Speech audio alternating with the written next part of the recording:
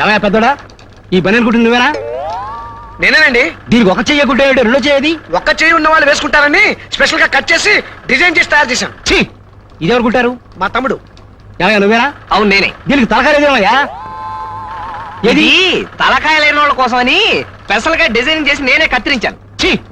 మీ అన్నదమ్ములు ఇద్దరు చేరి నా కంపెనీ పేరు నాశనం చేస్తున్నారయ్యా. అదేనండి మన దేశాన్ని పెట్టిన దురదృష్టం. కవులకి కళాకారులకి గుర్తింపు లేదు. అదే అమెరికాలో ఉన్న బనీల ఫ్యాక్టరీలో ఉన్న పని వాళ్ళు ఏదైనా కొత్త కనిపెట్టారనుకోండి, వాళ్ళకి అమెరికా రత్నమనో అమెరికా భూషణమనో బిరుదులు ఇచ్చేస్తారు. ఎరా చిన్నోడా? అవును రా పెద్దోడా, ఇక్కడ బిరుదులు ఇవ్వకపోగా మన తెలుగు బూతులు తిడుతున్నారు.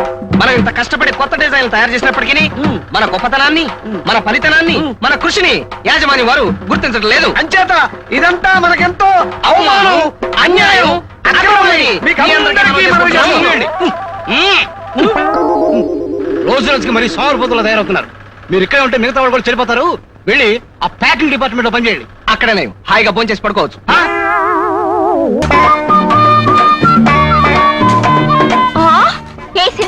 మట్టి లేదవుతుంది, కళ్ళు కనబడలేదా? పోవే వంకాయ్, ఇదిగో నీకు 2 రోజులు టైం ఇస్తున్నాను. ఆ తర్వాత మా మామ కూతురు వచ్చేస్తుంది. ఈ లోగా నువ్వు నన్ను లవ్ చేసుకోదలుచుకుంటే చేసుకో, లేకపోతే ఫినిష్. ఏ పెద్దోడా, ఒళ్ళెలా ఉంది? కాస్త తిమ్మిరిగా ఉంది. నీకు కూడా 2 రోజులే టైం ఉంది. ఈ లోపల మా మామ కూతురు వచ్చేస్తుంది. నన్ను లవ్ చేసుకోవాలంటే చేసుకో, నేను రెడీ. మా కూతురు వస్తుంది, మనసు నాకు ఇస్తుంది, నాకేసి చూస్తుంది, నన్ను కలవరిస్తుంది. జనక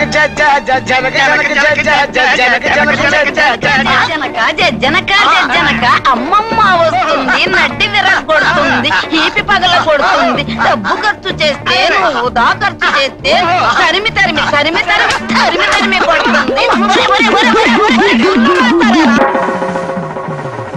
కిరమప్పో జింగిజారి కిరమప్ప అజ్జుల్లా గుజ్జుల్లా గుమాల గడి గుమ్మప్పో కిరమప్పో అప్రాచుడా అప్రాచుడ చప్రాచుడ డ్రైనేజ్ బద్దలైపోద్ది. అంటే అదే చూసావా ఎంత పొగరబోతనంతో మాట్లాడుతున్నాడు. అదంతా మనకెందుకు వంకర శాస్త్రి, నువ్వు మర్యాద ఇచ్చి పుచ్చుకుంటేనే అతను మర్యాద ఇచ్చి. ఏం చెప్పారండి బాబు? చూడు బాబు, నువ్వు ఏరియా కొత్త, ఆ కనిపించేదే మా ఇల్లు. పెరట్లో అరటి చెట్టు ఉండడం వల్ల దోమలు బాగా ఎక్కువగా ఉన్నాయి. నువ్వు వెళ్ళి అక్కడ మందు కొట్టు. రేపు మా మా అమ్మాయిని చుట్టాను పెళ్లి వాళ్ళు వస్తారు. ఇదిగో డ్రైనేజీ వీళ్ళ ఇంటి దొరకుండానే మన ఇల్లు చిచి మా ఇల్లు రెండిళ్ళకి కలిపి మందు కొట్టి టోటల్ గా ఓ పావులా తీసుకెళ్ళు. పావులా ఎక్కువైపోద్ది పర్లేదు ఉంచుకో. ఇదిగో గవర్నమెంట్ ఇచ్చే మందు నీళ్లు కలిపి కొట్టే కుక్కవి నీకు అంతకంటే ఎక్కువ ఎవరిస్తారా? ఏ మందైనా సరే నీళ్లు కలిపి కొట్టడే మన రివాజు. రా కొట్టనే కొట్టను. ఒరే శంకరం, వాడు చెప్పే 2వ మంది ఏమిటో నీకు అర్థమైందా? అబ్బా వంకర శాస్త్రి నువ్వు ఉండు బాబు. 5 రూపాయలు తీసుకుని ఇద్దరిలోనూ మందు కొట్టే. నమస్కారం బాబు. ఒరే నీకేమన్నా బుద్ధి? నీలాగా పావులాలు అర్థమైతే ఏం జరుగుతుందో తెలుసా? ఏం జరుగుతుందో చెప్పి తేలడొచ్చుగా. ఏం జరుగుతుందా? ఇదిగో అవసానా ఇట్లా మధ్యలో అతను ఎందుకు పిలిచినట్టు? ఒకసారి కింద చూడు. మరి వాడు నీలాగే పావులు అర్థమైంటాడు. కావాలైపోయింది. రేపటి నుంచి నీ కాలు కూడా బాగా కిరమప్పో జింకిదారి కిరమప్ప అజ్జుల్లా గుజ్జుల్లా గుమ్మాలకడి గుమ్మప్పో కిరమప్పో.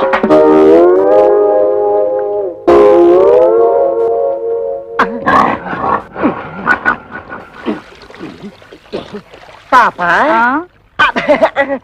మీ ఓన్ ఫాదర్ కొట్టమని ఆర్డర్ వేశారు. వాటర్ ఇస్తే కలిపి మిక్స్ తీసి కొట్టేస్తా. ఈ ఇంగ్లీష్ వినలేకే మన దేశం వదిలిపెట్టిపోయి ఉంటారు తెల్లోళ్ళు. వాటర్ కావాలంట ఇవ్వు. పాప మీ నాన్నగారు పెళ్లి సంబంధాలకు వెళ్తున్నారు. ఈ అక్కకేనా?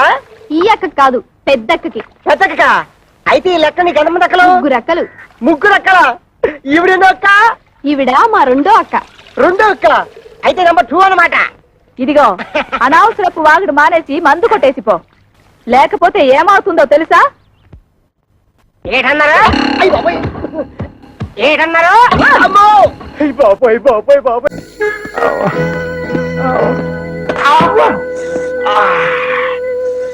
ఏముకుండని చూడకుండా ముడుకుల మీద కొట్టేసింది ఈ అదమ్ముడ.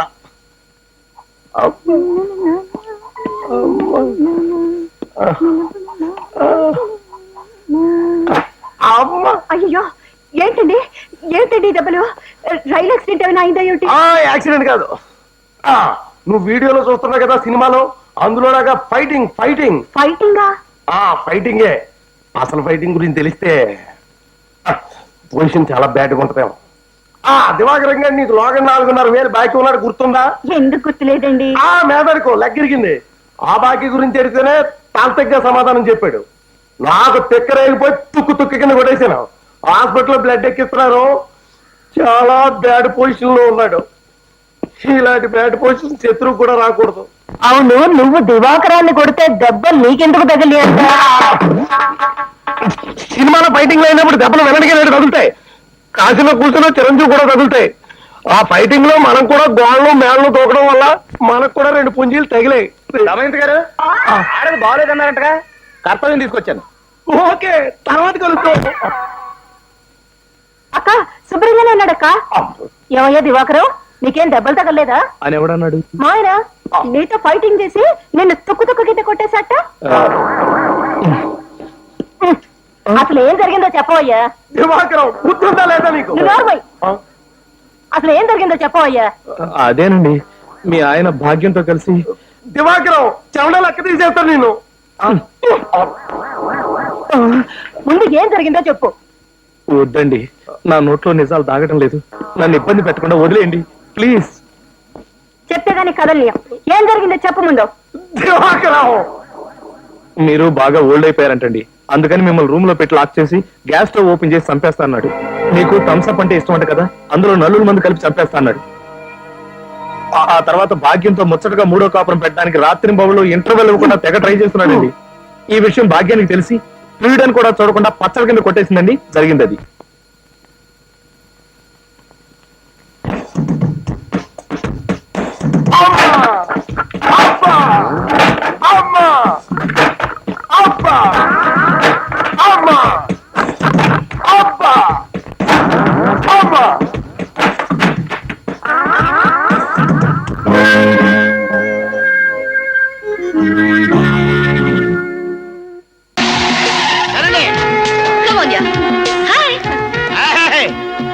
రండి.